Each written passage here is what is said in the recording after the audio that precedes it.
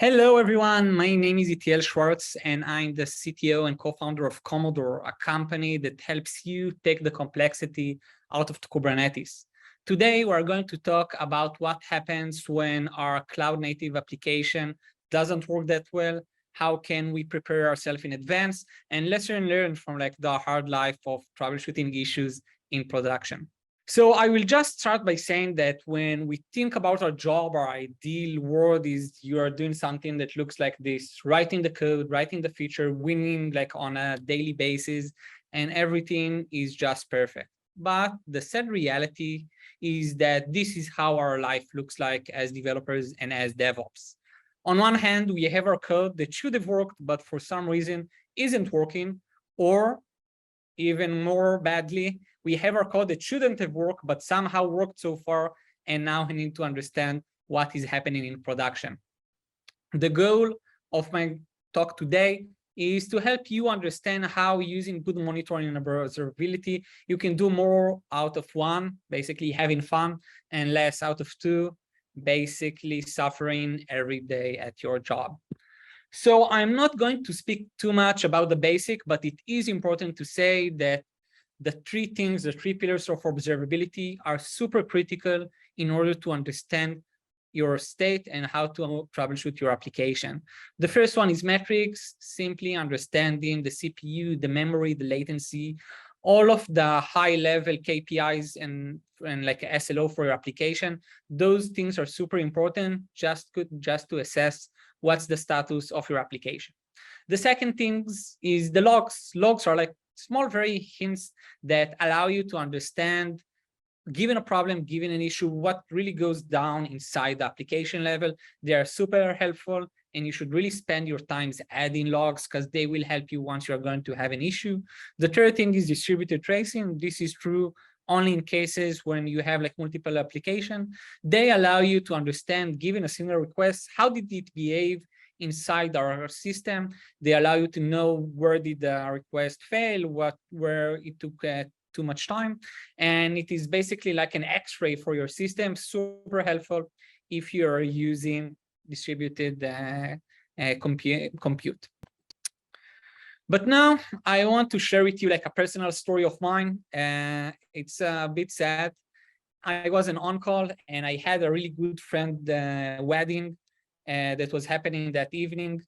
And because I'm I'm a good on-call, I said, no problem, there will be no issues in the wedding, but I will bring my laptop just in case.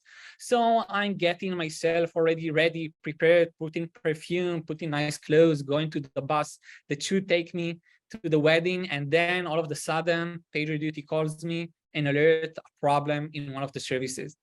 I used the metrics, and luckily for me, I had metrics, and they informed me that everything is basically crashing. So that's good, but I had no idea why is everything crashing. I tried reading the logs, but no logs because everything was crashing basically. And distributed tracing really didn't help. I knew that I'm getting 500. I just didn't know why. And I was quite helpless. I tried my best to use the existing tools, but I simply couldn't understand what's the root cause of that issue. And in the end, I just go to Slack. I did channel who changed something that might explain it. And luckily for me, one of the devs just said that he pushed some non-important code to production that shouldn't break anything, but maybe it did. And luckily for me, it was the issue, it was the problem. I did a rollback. I went to the wedding and it was great. But change management is, for my sense, the fourth very important pillar of observability. Understanding not only the state of your application, but how did it change over time. So when we think about change management, most tools today gives you a really good understanding of the current status. But when it comes to how did my system get to the state that it is in, it is almost impossible to know. You need to go to Argo, you need to go to Jenkins, you need to go to GitHub, you need to correlate it with what is happening inside your cluster. Very hard, a lot of manual work and a lot of expertise in order to understand what changed in the system. And I will say that without good tools that are built to help you solve it, you might lose really precious time when troubleshooting issues, when troubleshooting problems in production, simply because you don't know the root cause. And the root cause is the change, and just change is almost always hidden. And I will say this is where like tools like Komodor and other tools that allow you to understand how did my Kubernetes cluster behave over time and allow you to find the root cause. But luckily for you, even if you are not already using one of those tools, you can also bring yourself closer to closing in the gap and to finish off like incident much faster. The first thing, if you are already using Argo or infrastructure as code, you have some of the changes already inside your GitHub, inside your Argo, and it's like a really step forward in fixing issues fast in production. The second thing to remember is every time you have an incident, every time you have a P0, every time like you need to open the laptop in a pub or in a wedding, you need to have to remember that next time you should add the relevant like safeguards and observability tools, so it will be much easier to find the issue faster and solve it much faster. Remember that your application is going to fail. It's a state of mind that you must have in like today dynamic world. Applications are going to crash, and you need to understand how are you going to behave with that.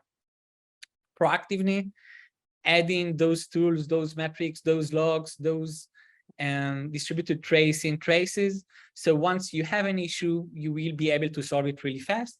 And the last thing I will say is you need to learn from each bad experience. Like I said, like failure is inevitable, but learning from it, understanding from it, and allowing yourself to be better one incident after another is the very crucial thing in order to run a successful monitoring and ops team and company. That was me. Like I said, I'm Itiel. We help companies reduce the complexity from their Kubernetes and to gain control over them. It was a pleasure being here. Thank you very much.